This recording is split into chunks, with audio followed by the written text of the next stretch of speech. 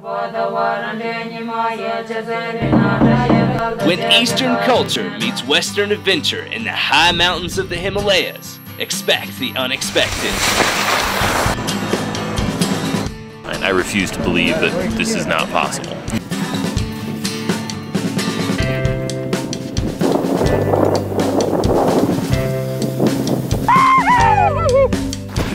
That is what we came for, right there. This is Ski the Himalayas, making of episode 8 from Ski the Himalayas 2. This is footage and stories not for air, born out of the film Ski the Himalayas 2. I am Ben Clark and joined today by John Miller. John, tell me what we're going to get into today. Well, as you saw in our last episode, we were in the town of Muknaf, and we just went out and had a puja ceremony. And from here, we're getting a little bit more of the culture of the town, and we're kind of tackling the logistics. We're going to start hiking and using, our cook staff as porters, and we're going to have some help through our evil friends, the donkeys. But yeah, we're just kind of making our way up and heading towards our objective up on Thorung La. It's going to be awesome. So this lady is making some handicrafts on a pretty old school loom. More design.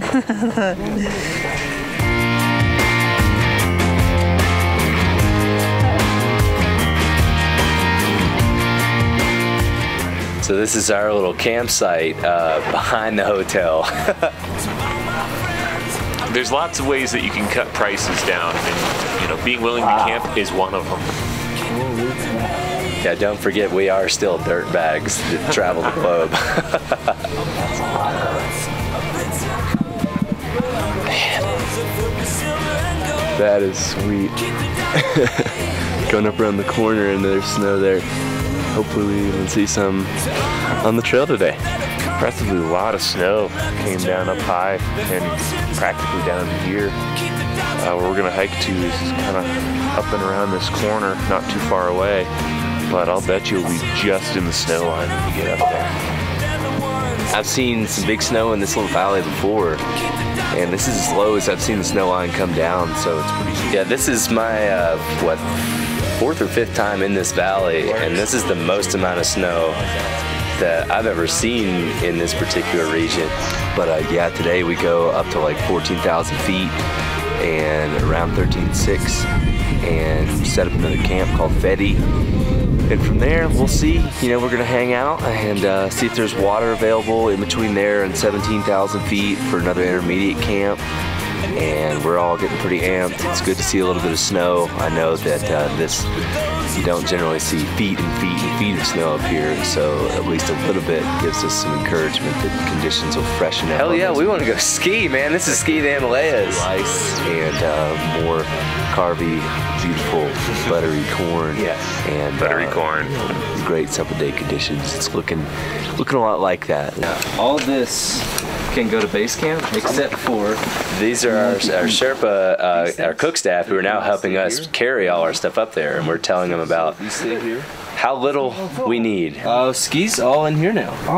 Yeah, so we have very few things. We take everything. And we carry these two, so it's really only those duffel bags. Why don't we take ski We tried really hard to make it easier for them by carrying as much gear as we could, while maintaining our health and just getting rid of a ton of stuff.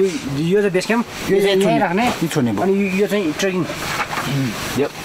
So trekking, base camp, stays here. Yeah, Muktina. Yeah, it's easy. And this is trekking. It says BFD pack. That stands for big fucking deal.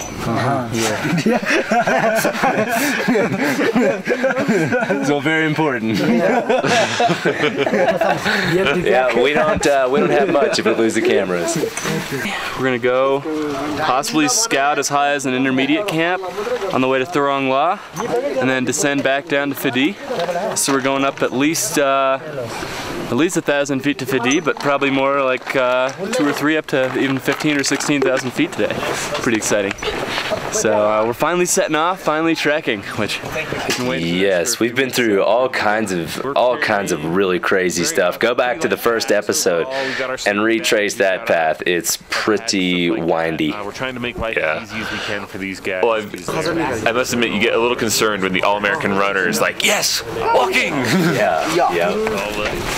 Yeah, so we got to keep going up and then back down, up and then back down, because we don't have a trek. We're going to go up to Fetty, and we're going to probably keep hiking up there, do a little acclimatization, see how high we can get, come back down, hook up with them again, and chill. And now that we've got a little bit smaller crew, and we're going to be kind of working with these guys to get our things up high, we've got some stuff that's going to go all the way to a base camp above Thorung Pass, which is at 17,600 feet. And then today we're going to go... Those are the lightened loads that you just saw. Yeah. That's how much of a badass these guys are. Our goal is to skip lunch today, let these guys kind of take a break because they're going to have a few really hard days. And what we're going to do is head up there, maybe try and see if we can't get some room. Yeah, the luxury accommodations you'll soon learn about in the high country of Nepal. A little higher, see if we can see. Today's kind of weird. Your definition of comfort becomes a little different as the higher you go in Nepal. Not that I'll be breathing a lot because we're going high. So overall, doing good. Wondering, I wish there was a scale around. I think I'm 5 pounds lighter right now. Light on my feet. I'm growing an opposable thumb. Ankle braces breed bunions, and being a 31-year-old athlete that just broke my ankle last May before this trip, wearing an ankle brace is not exactly the best time. Yeah, I believe it. But it was really good, Ben, to see you out and walking around and just amped, because this is our first big trip after the spring, and Barunse is kind of whooping us again. So there we go. Yep. We tend to bounce back pretty strong. Like, there's just like, yeah, you take what you can get and you do what you can. It's the mountains. They're such a beautiful place and such an amazing culture. We can't help but go back. No. And the culture will always play a huge role in everything we do here at Ski the Himalayas.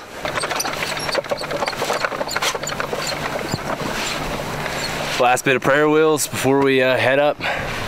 So hopefully we'll have the good tidings in the mountains. And if you see those prayer wheels, those are homemade. It's awesome. Yeah, they're like Folgers cans.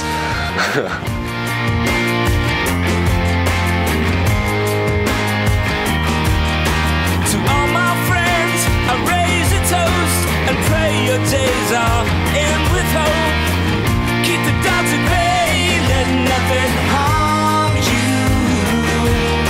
Although I didn't know better, I'd say we're climbing in the Himalaya. Got Thorung, somewhere up there in the clouds. Kachang obscured as well, but we can see today's goal and just moving forward. It's good to be moving upward. So. It's that classic day where it's like we're moving, so it's a little bit warm, and then the moment you stop it, there. Getting into the mountains. But yeah, it's nice to have some snow up there, freshening up that powder, so we can get a big Himalayan powder day in a couple days. Yeah. And yeah. Excited. I would have preferred 3 feet on top and dry to the pass, but take what we can get. So we just pulled over into a little pasture, and right up here you can start to see where it is we're heading. We had a lot of snow last night, and Thorung Pass goes right up through here. You can see some switchbacks. I see a ton of people up there today. Looks like a lot of people are coming over the pass, and probably got hit by a pretty cloudy day and deep snow up there, maybe up to 8 inches or so, which is pretty deep for this time of year, this type of place. So yeah, it's gonna be a nice hike for us. We hike right up into snow line, and then we're gonna kind of feel it around, hike a little bit higher and see what we can see, but it's definitely really pretty today. I'm psyched to see the snow. It's typically really arid and brown, so a little contrast never really hurts. It's kind of cool to be able to see, multiple seasons in a single day. That wraps it up for this episode. It does, man. So, stay tuned. We've got a few more coming up. We were excited to see that snow because that meant one thing: powder. Yeah, well, stay tuned for that. And remember, go back to the first episodes, and you will unlock a crazy, twisty, windy story.